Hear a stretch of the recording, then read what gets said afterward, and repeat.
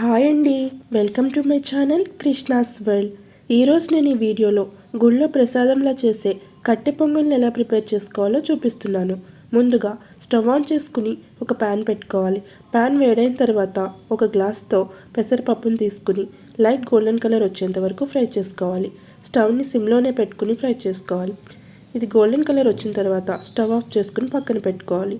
ఒక కుక్కర్ గిన్నెలోకి అదే గ్లాస్తో ఒక గ్లాస్ రైస్, ఫ్రై చేసుకు పెట్టుకున్న పెసరపప్పుని యాడ్ చేసుకుని శుభ్రంగా కడుక్కొని ఒక గ్లాస్కి 3 గ్లాసుల లెక్కన 6 గ్లాసులు వాటర్ యాడ్ చేసుకుని కొంచెం సాల్ట్, ఒక స్పూన్ నెయ్యిని కూడా యాడ్ చేసుకుని లిడ్ క్లోజ్ చేసుకుని విజిల్ పెట్టుకుని స్టవ్ మీద పెట్టుకుని 3 విజిల్స్ వచ్చేంత వరకు కుక్ చేసుకోవాలి.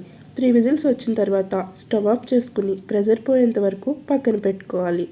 కుక్కర్లో ప్రెజర్ పోయిన తర్వాత లిడ్ ఓపెన్ చేసుకుని ఒకసారి మిక్స్ చేసుకుని 2 గ్లాసెస్ హాట్ వాటర్ని యాడ్ చేసుకోవాలి.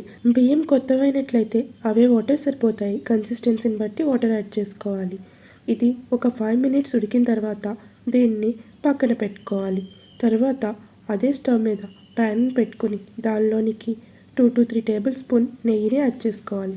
నెయ్యి అంతా బాగా కరిగిన తర్వాత దానిలోనికి 1/2 టేబుల్ స్పూన్ మిరియాలు, 1/2 టేబుల్ స్పూన్ జీలకర్ర వేసుకుని కొంచెంగా ఫ్రై చేసుకుని సన్నగా కట్ చేసుకున్న పచ్చిమిర్చి ముక్కలు, సన్నగా కట్ చేసుకున్న అల్లం ముక్కలను కూడా యాడ్ చేసుకుని లైట్గా ఫ్రై చేసుకోవాలి. దీనిలోనికి 10 నుంచి 12 జీడిపప్పులను కూడా యాడ్ చేసుకుని లైట్ గోల్డెన్ కలర్ వచ్చేంత వరకు ఫ్రై చేసుకోవాలి. కొంచెం కరివేపాకు, ఒక ఎండుమిర్చిని కూడా యాడ్ చేసుకుని బాగా ఫ్రై చేసుకోవాలి. దీనిలోనికి చిటికెడు పసుపుని కూడా యాడ్ చేసుకుని బాగా మిక్స్ చేసుకుని ఫ్రై చేసుకోవాలి. ఇదంతా బాగా ఫ్రై అయిన తర్వాత ముందుగా కుక్ చేసి పెట్టుకున్న రైస్ని దీనిలోనికి యాడ్ చేసుకోవాలి. అంతే, ఎంతో టేస్టీ అయిన కట్టె పొంగలి రెడీ. సర్వింగ్ బౌల్లోకి తీసుకుని సర్వ్ చేసుకోవడమే. మీరు కూడా ఒక్కసారి ఈ రెసిపీని ట్రై చేసి ఎలా ఉందో కామెంట్ చేయండి.